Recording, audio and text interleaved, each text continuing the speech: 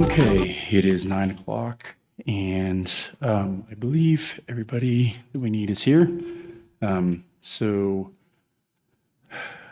I guess one thing, if anybody is watching the online, do we have Mr. Tank online? He's already there? Okay, great. So we'll go ahead and call to order. Just as an initial kind of mention, if you can please silence your cell phones. Don't want any of that going off during the meeting. And let's go ahead and start with the Pledge of Allegiance.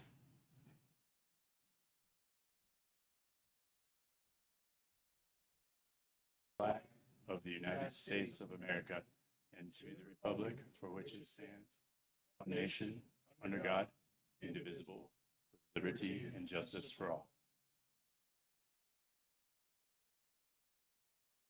Okay.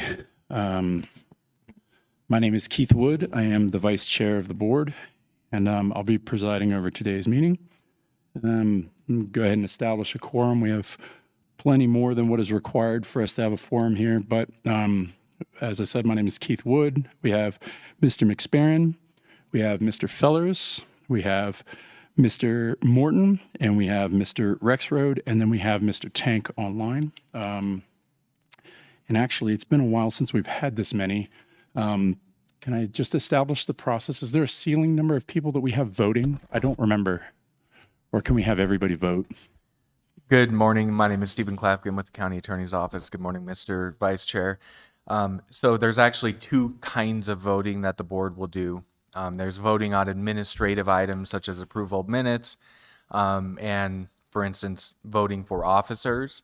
The officers has a little bit of a nuance, but on all administrative items, everyone can vote. On the regular items and the items that's before the board today, it's a maximum of 5 voting members, and so every regular member is an automatic voting member, and then the chair should look to appoint associate members to fill in the absent regular members who may not be here today to meet that 5. So my understanding is I think there's 3 regular members present today, so we'd be looking to have 2 associate members appointed as voting members. I'm sorry, can you say that last part again? We would be looking for 2 associate members to be appointed today as voting members. Okay, super. And you're going to have to, pardon me, I'm not keeping track of who is regular and who is associated. So there we go. We have the list right there. That's perfect. Okay, and we don't have Mr. Curry. And so I guess not to skip ahead in the agenda, but I don't see anything on here. Oh, we do have designation of officers. Mr. Curry is currently the chair, and I would be interested when we come to that and having a discussion about maybe even postponing again. How long can we actually postpone the designation of officers before that starts to become sort of a problem? There's really no rule, so this board has the authority to postpone it again. I actually think your next regular, quote, annual meeting will be in May for officer elections, and I also think at that point, some of the appointments might be finalized. So it's within the discretion of this board. If the board just wants to postpone it again to the next regular meeting, that's fine. The board could also postpone it until the next so-called annual meeting of the BOA, which would be in May. Okay, great. So yeah, I'll keep with the order that we've got on the agenda, and we'll come back to that, you know, at its due time. But for the establishment of the quorum, I'm going to put myself as a regular voting member. Mr. McSparron is a regular voting member. Mr. Tank online is a regular voting member. Let me see. Mr. Fellers as an associate.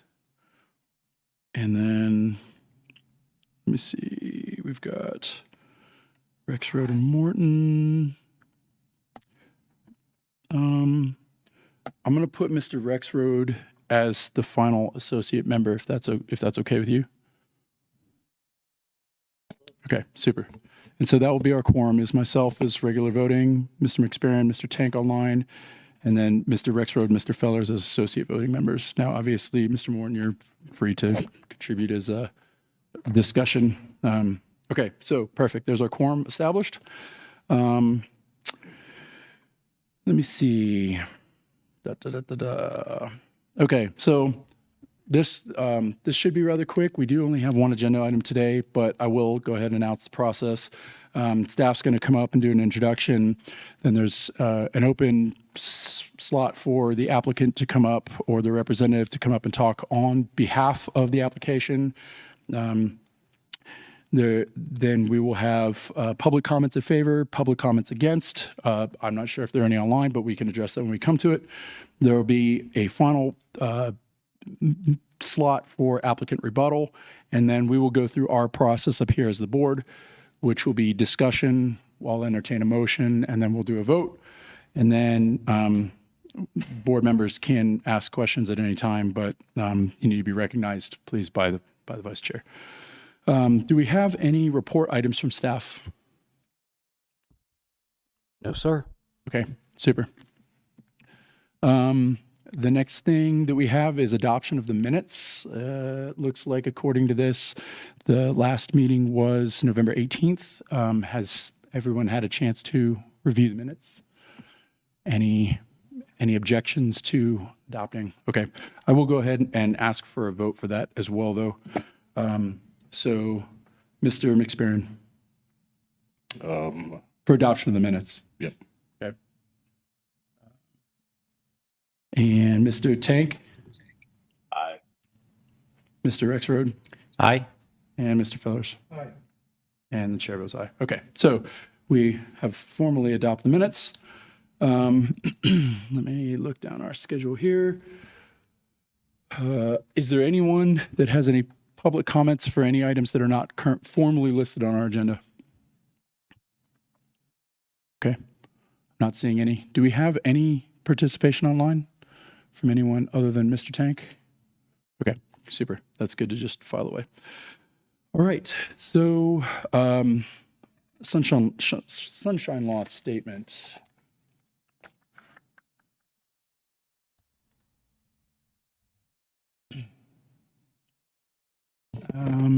Let me see. Is this just to adopt the sunshine law? I know that's been in place prior to this point. Yeah, again, good morning, Mr. Vice Chair. So I believe that staff had sent out a draft resolution that would adopt the Sunshine Law Statement for calendar year 2025.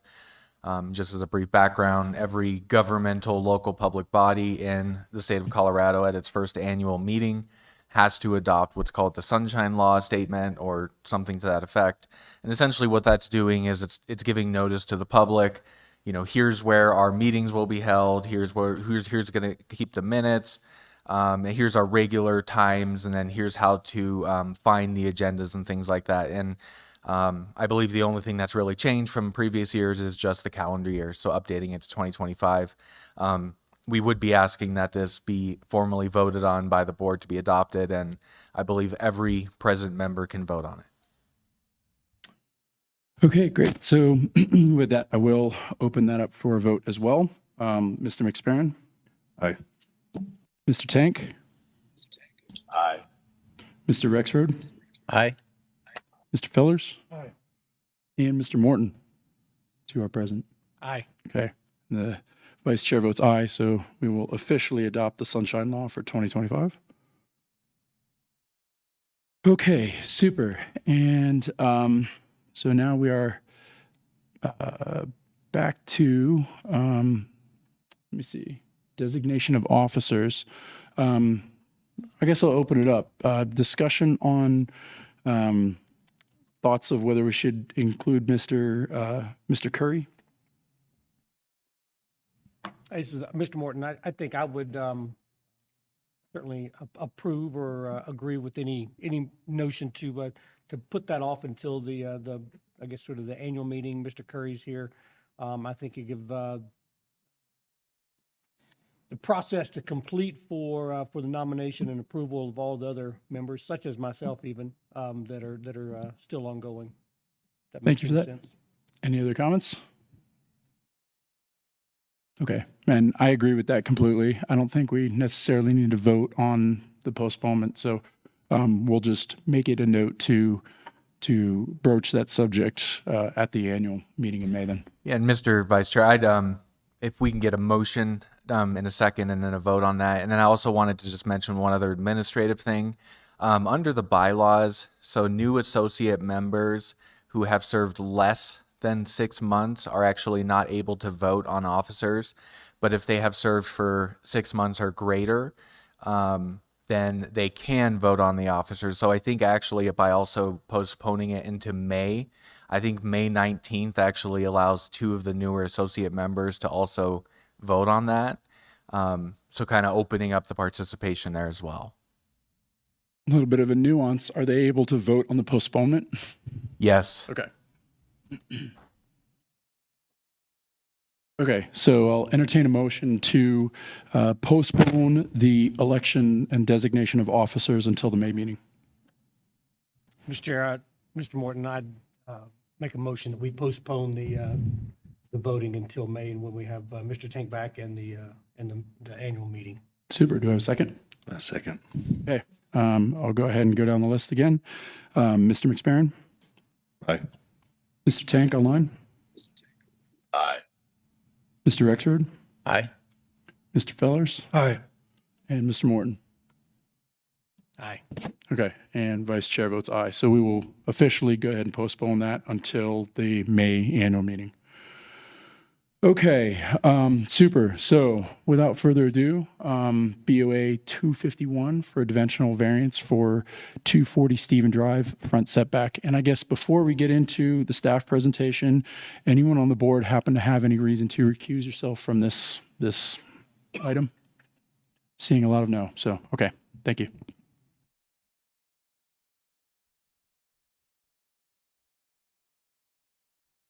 Hello, my name is Miranda Benson. I'm a planner with El Paso County Planning.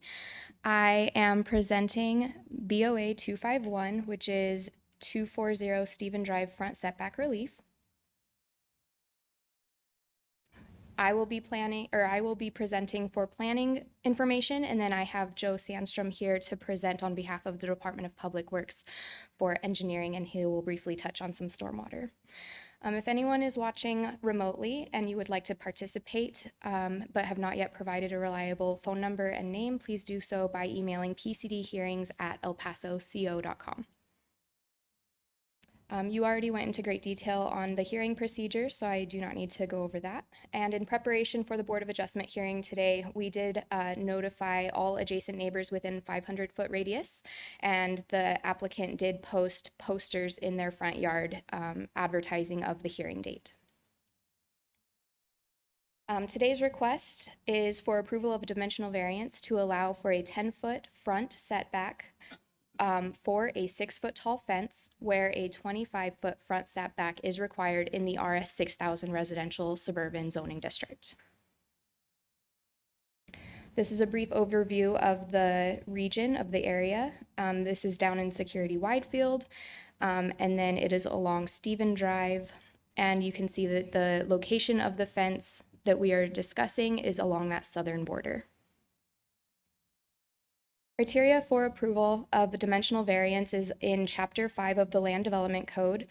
There are two sections that we discuss. One is due to a hardship, where there is exceptional narrowness, shallowness, or a particular shape, or topographic condition. And then there's a second section of criteria here where we discuss an other equitable consideration, finding that the burden of strict compliance with the zoning requirement significantly exceeds the benefit of such compliance for the specific piece of property, and where the variance provides only reasonably brief temporary relief, or where the variance would request an alternative plan, standard, or condition that substantially and satisfactorily mitigates the anticipated impact and serves as a reasonably equivalent substitute for current zoning requirements.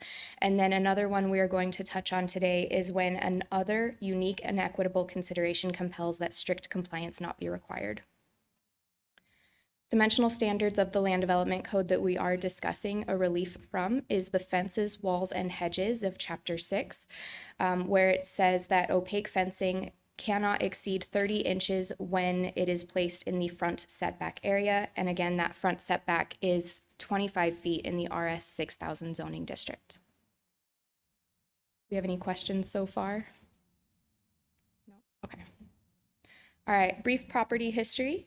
This was platted in 1955, zoning was applied in 1989, and from nomenclature changes, it has become RS 6000, but no changes to the dimensional standards occurred in that change. In 2018, the current property owner purchased the property, and since then has experienced conflict with the southern neighbor. A contractor was hired in 2024 to erect a 6-foot tall privacy fence along that southern boundary, and it was placed within the front setback area. A notice of violation was issued because a code enforcement complaint was submitted, and then that is what led us to this Board of Adjustment application today in order to come into compliance and solve that problem. The existing condition, this is a photo provided by the applicant, and in their presentation they have more photos that they can discuss.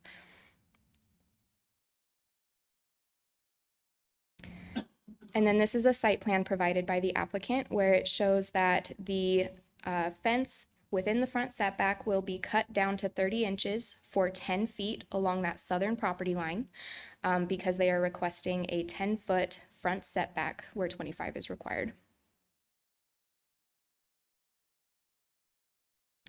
A few alternatives were presented, discussed, considered, and the applicant can provide more information as to why they did not pursue any of those alternatives, but those are reducing the opacity of the fence to meet that 25% dimensional standard, reducing the height of the fence along the entire length of the front setback area, removing the fence altogether, and then administrative relief, where they would have requested a 20% increase to the height, which only would have allowed a 36-inch high fence along that area, or a 20% encroachment, meaning that their setback would have been 20 feet instead of 25 feet.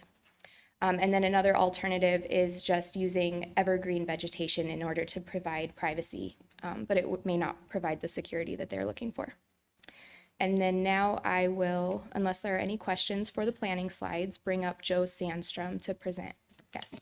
Yes, Mr. Fellers. Yeah, I just wanted to note that if you go to the page 12 and 13 where the Of the staff applicant I'm sorry? Of the staff report? Yes, Okay. where the applicant is describing the property and what they're doing.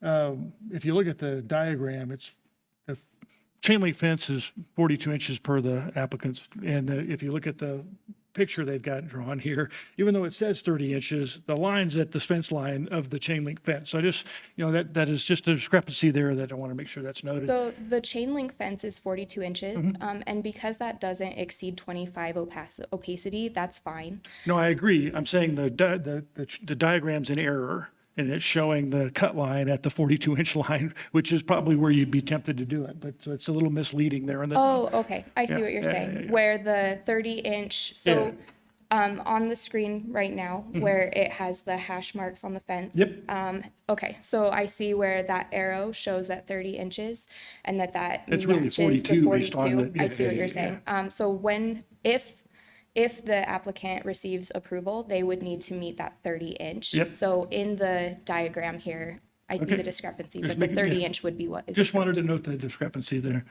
Thank you. Mr. Vice Chair. Yes, Mr. Rexford. So I wanted to clarify something just so that everybody's on the same page and understands what we're evaluating today.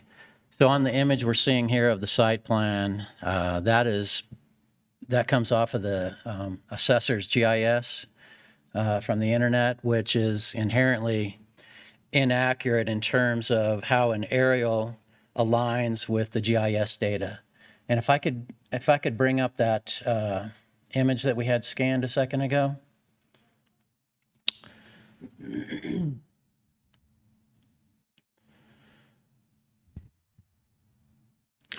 So this is a little sketch that I did on top of the plat map. So everything on here is accurate as known. And so the difference between this and what we just saw was, I just wanted to make sure that everybody understands, the right-of-way is 60 feet, and therefore the property line is approximately 14 feet from the edge of the roadway. And so currently, what I understand your belief or understanding is that the property line is all the way out to the edge of the sidewalk. And so if we approve this, what you're going to end up with is a considerable amount different than what we're seeing from that other image. So in other words, from the sidewalk or from the edge of the roadway, 14 feet back is the property line, and then you're asking for 10 feet beyond that. So you're effectively 24 feet from the edge of the roadway back into the property. I believe Ed with engineering is going to address part of that. Yes. So I'm going to take the screen off of what it is currently and pull up our presentation again.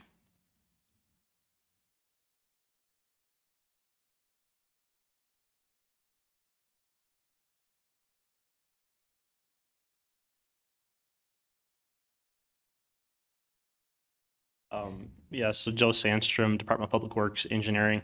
I can start off with your question, Mr. Rexroad, if you'd prefer, as opposed to digging into the presentation. Okay. We did look into this as we were researching this, and I went out there and I did some measurements too. It's without a survey, we don't exactly know where that property line is. But yes, it appears that the property line is further back in the yards. I did discuss this with my manager, the engineering manager, and because all of these chain link fences in this neighborhood are all within the right-of-way line, it's not an unusual thing. So he was amenable to it.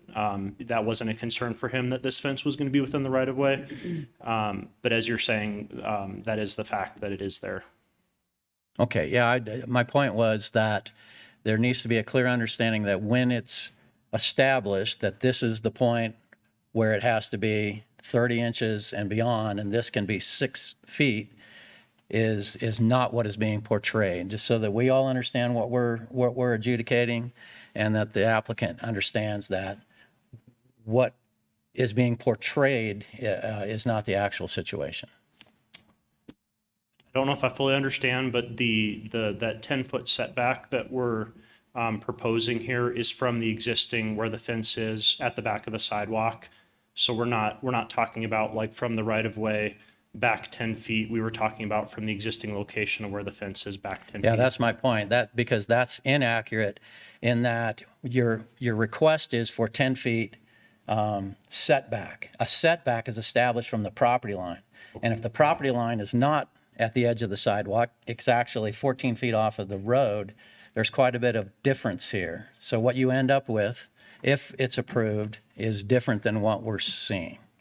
I'm just trying to establish a baseline here so we all understand what we're voting on. I understand now. Yeah, thank you. Thank you. So I'm sorry, if I understand you correctly, then we wouldn't even have the authority to approve anything outside of that property line, is really what I'm hearing you say. It wouldn't be in our purview then.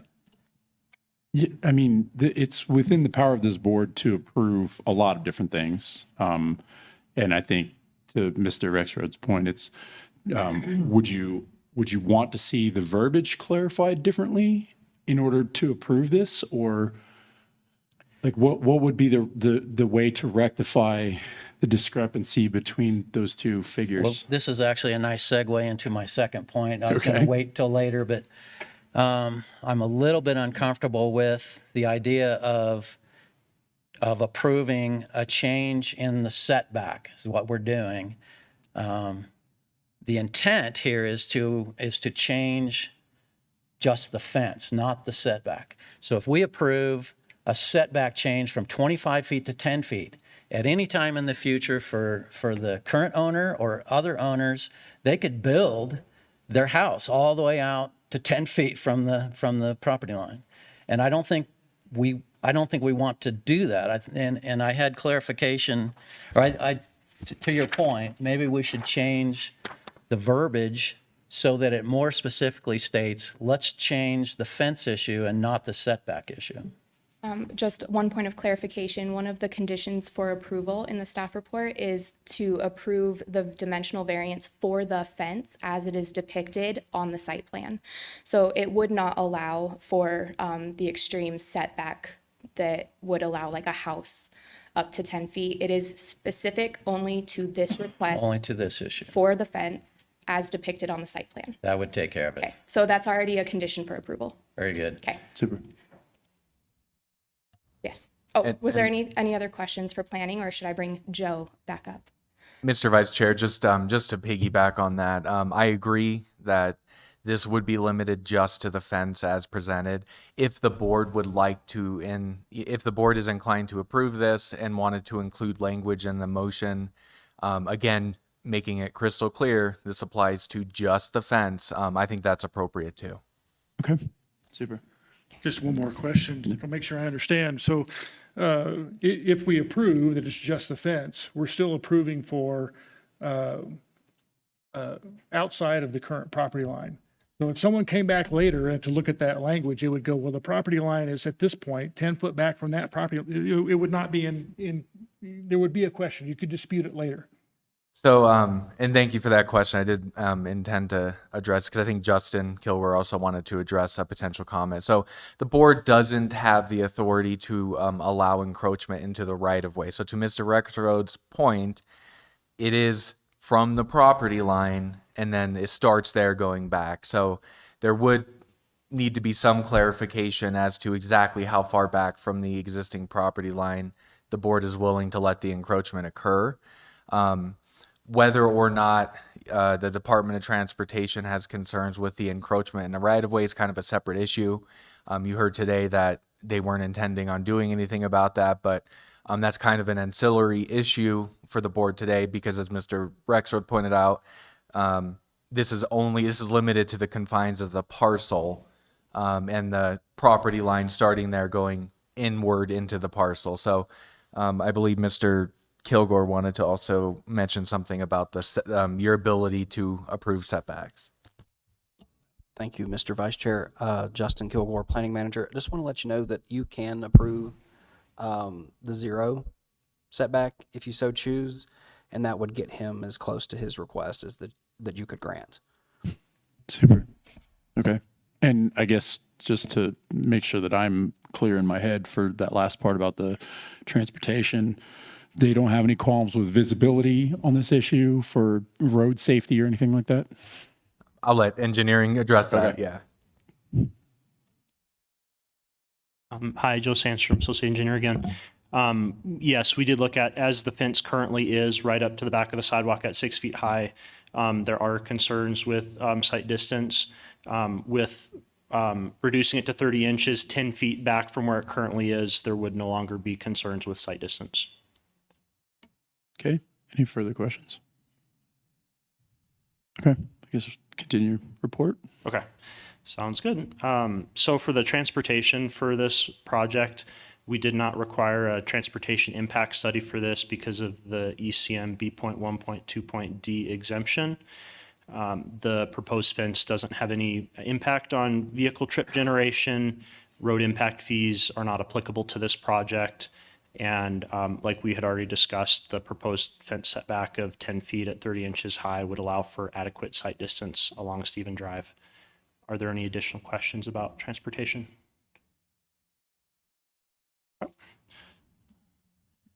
As far as drainage and erosion, this property is not within a regulatory floodplain, and so there's no requirements for that are applicable. The property is located in the security drainage basin. However, basin and bridge fees are not applicable for a BOA. A drainage report and grading and erosion plan were not required because of the minimal disturbance and imperviousness that's created. And the fence won't adversely affect any drainage patterns with neighboring or downstream properties. Are there any questions regarding drainage? Move to the next slide here, and I believe it is for Miranda. Lingering questions for us? Perfect. So at this point, I'm going to bring up our applicant. This is Luke Schollenberger, and he has a presentation that he'd like to provide.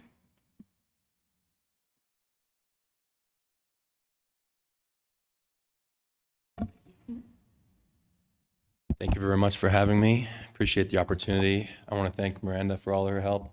The information and the constant communication has made this process relatively seamless for me.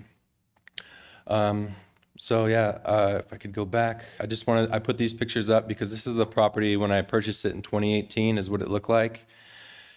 And unfortunately in that same year, there was a freak accident, a house fire. So the house was completely reconstituted basically from the inside out. And so that's the last picture of how it looks like now. So it's a lot of memories at this property, some good, some bad. But so basically, I'll just run through the issues at hand that prompted me to construct a fence. Just a history of conflict with my neighbors. I don't think it's necessary to necessarily go into all the details surrounding that. It's not a court of law, obviously. It's just sometimes two neighbors butt heads when they live next to each other. The biggest issue for me is I do have a 9-year-old son, and he likes to play in the yard a lot. So the privacy concerns include security cameras that are deliberately pointed into my front yard that also have an alarm that sounds when motion's detected. So when we're in the front yard prior to the fence, it'd be like, hello, you're being recorded, prompts constantly. So you know when you're being watched. In addition to that, in the evening, there's a floodlight that's directed right into my yard that's completely blinding. So those were two factors that really pushed me to pursue putting up a fence. And then just general security concerns. We've had conflict, verbal, and it had gotten physical at one point. So these are the pictures of before the fence was constructed. As you can see, if I'm in the front yard and they're in the front yard, there's really no privacy there.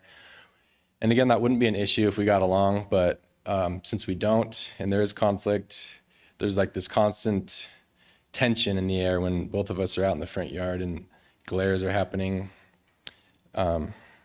So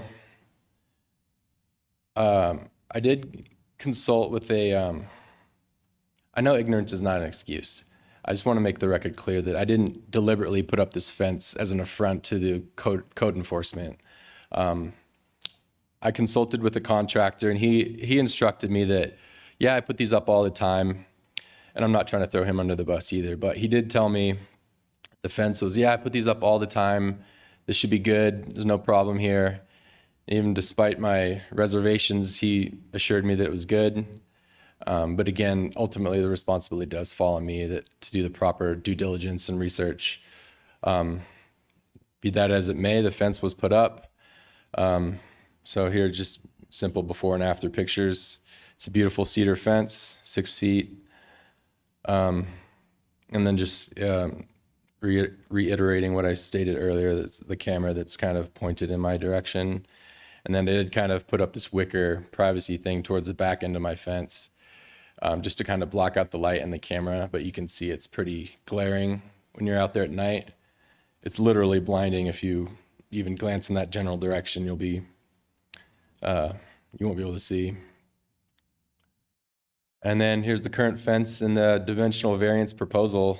Yeah, I realized after putting it up, it's probably not equitable to my neighbors to have that block their right of way. I wouldn't want that on my property. So this was, after thinking it over, I thought this would be a good, reasonable solution to that problem. Just cut that fence down 10 feet back. I figured would be adequate distance so they can egress from their property without any issues. Obviously, I don't want anybody get in an accident, them to hit a pedestrian, anything like that.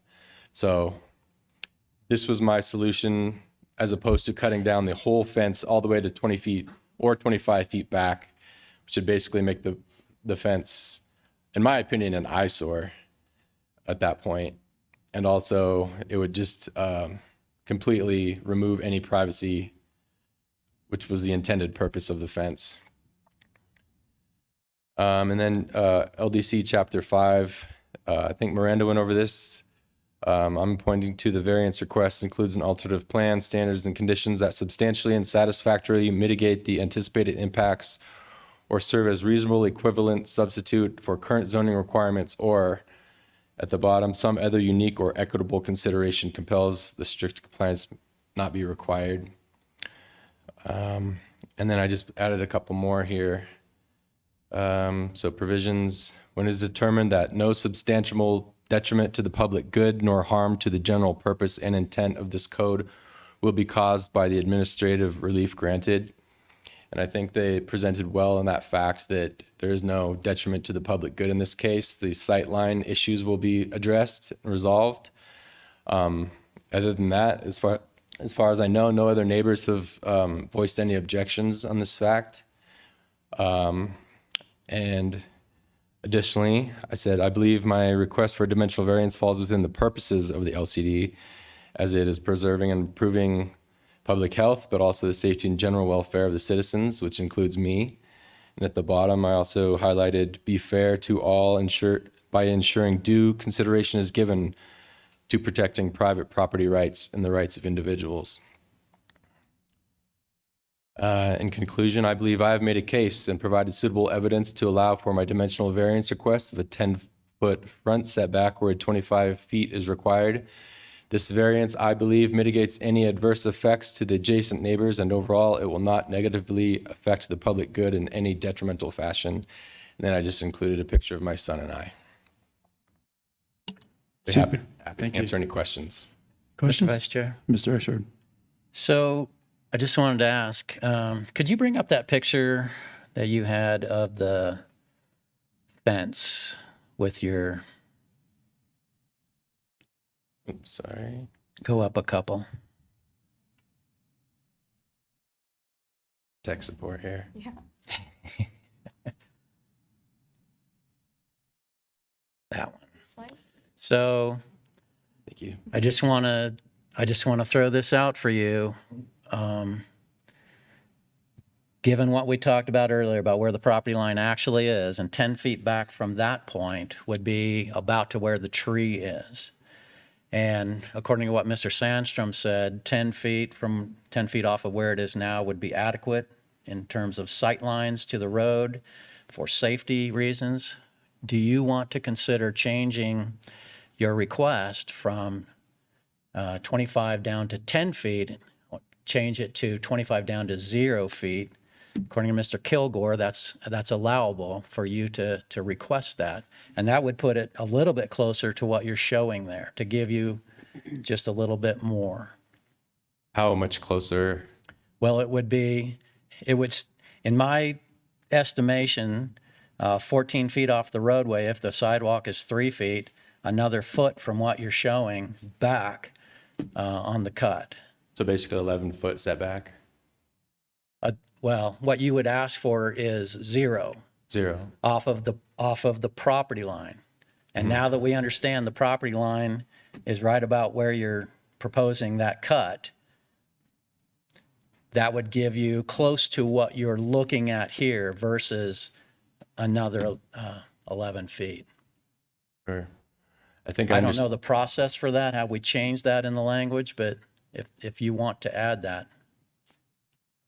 And again, that's just essentially for clarification. The scope of the cut wouldn't change. It's just the clarification and the verbiage is what you're proposing then. Well, in reality, if we approve what is being asked for, 10 feet back from the property line is where the cut would have to be made. That puts it beyond that tree, which takes away another 10 feet of your fence. I don't want that. If we went 0, if you changed your request to 0 instead of 10 feet, it would put it very close to what you're showing. Yeah, this addresses my concern, because then we would be approving something within our purview, and then anyone else, the neighbor, couldn't come back and question the decision and maybe be correct in their assertion that we, the authority to make that approval. Certainly.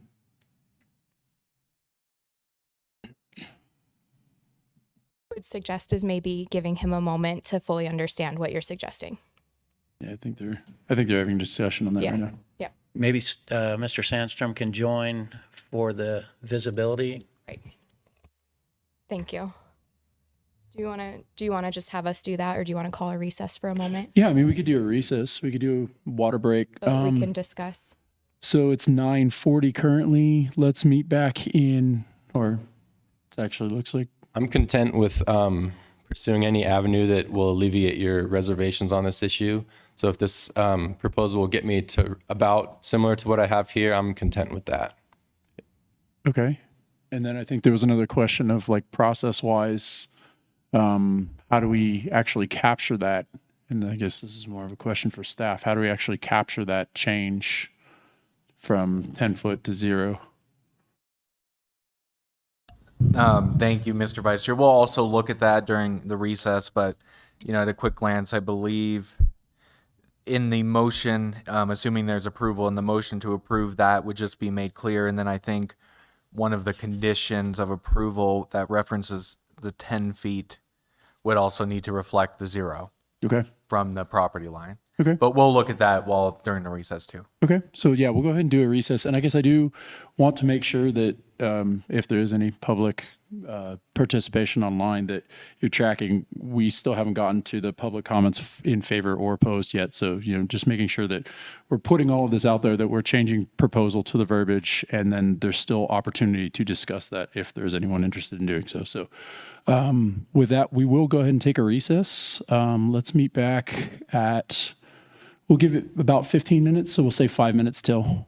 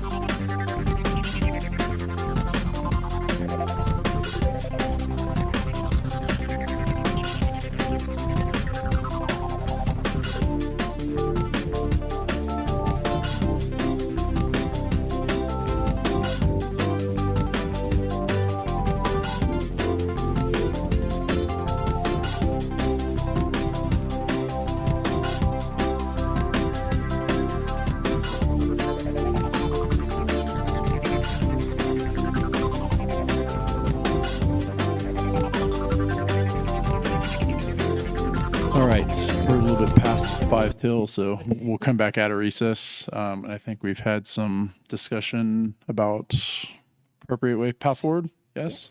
So Miranda Benson with El Paso County Planning. I'm going to read the revised condition into the record, and then if you need to discuss, we can do that. Condition as it appears on the staff report with some modifications. 1, the approval applies only to the plans as submitted. Any expansion or additions to the proposed dimensional variance to allow a 0-foot front setback for a 6-foot tall fence may require separate Board of Adjustment application and approval if the development requirements of the applicable zoning districts cannot be met. A reduction to 30 inches of height shall occur within the 9 feet behind the back of the sidewalk. And that would be the revised condition for approval. And then also the applicant is going to read his revised request into the record.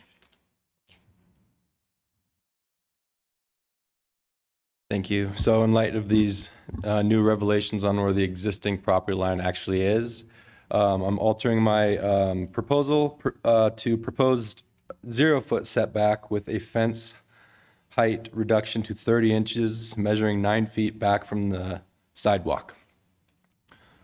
Super, thank you. And I guess I do want to make sure that the public is understanding that this isn't a change to the proposal. It's just a change to the verbiage to make sure that it's captured properly. So, and for the board, I do want to mention, we haven't officially entered into the board member discussion piece of the meeting yet. So, we still have plenty of time for that. But with that, are there any questions for staff or for the applicant?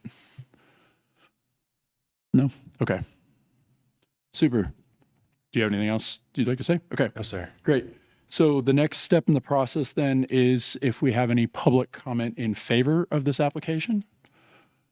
And I didn't see any in the packet. Is there anybody that's online at this point? Okay. So in light of nothing coming forward, I will consider that piece of the meeting closed. Any public comment in opposition, which we still have no participation online. So I'm going to deem that closed, and there's nobody in the room here as well. So there's potentially no reason for applicant rebuttal, but I will go ahead procedurally give you the opportunity to rebut anything that was publicly mentioned, which there really wasn't any anyway. So I offer no rebuttal at this time. super, thank you. Okay, so with that, we'll proceed into board discussion. In our process from here is we're free to discuss within the board as we please. Obviously, we can solicit advice from outside of that as well, and then we'll do a motion and a vote. So any discussion? Mr. Chair, Mr. Exrod? I would maybe just like a confirmation from Mr. Sandstrom that the distance we're proposing is safe for being able to back out of that sidewalk and see traffic before you're actually in the road. Joe Sandstrom, Department of Public Works Engineering.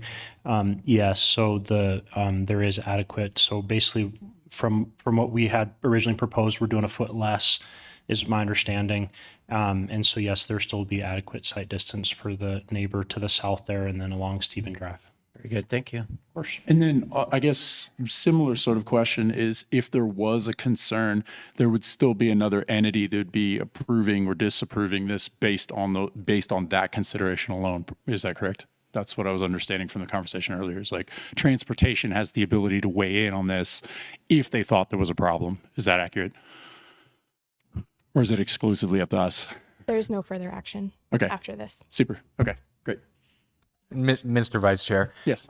If, for instance, there were some future issue, let's say there was an additional structure or something, placed on there, engineering would have enforcement authority under the engineering criteria manual if it did affect site distance. So, and it could potentially also come back either to this board for revocation and or initiate a zoning enforcement action. So, although this is the final for this fence that we're talking about today, there are avenues in the future if there were, concerns outside of what we're talking about today. Super. Yeah, and just for the record, I put that out there because I want to make sure that we are properly assessing what is in the best interest of the public good, at every step of the way, both legalistically as well as, from a safety standpoint. But Mr. Fellers. Yeah, I just want to confirm that the proposal now, the 9 foot back from the existing fence line at the sidewalk, puts you at the property line. Because I didn't hear that stated. That is the understanding, yes. Okay, all right. So you've done that math. You're at the property line. That's the zero variance at that point, and your 30 inches ends there. Yes. Okay, got it. Thank you. Okay, super. I'll just put out there that I don't see any problem with approving this as is written. So I just want to make sure that, I'm vocalizing that. And if anybody else has any opinion to that, then we can entertain a motion. And I guess one further thing for anyone in the public, if we do have to vote and I vote in favor or opposed, right? So if we do put forward a motion to deny and then we deny that, we still are going to talk about this some more. But I will entertain a motion for this application.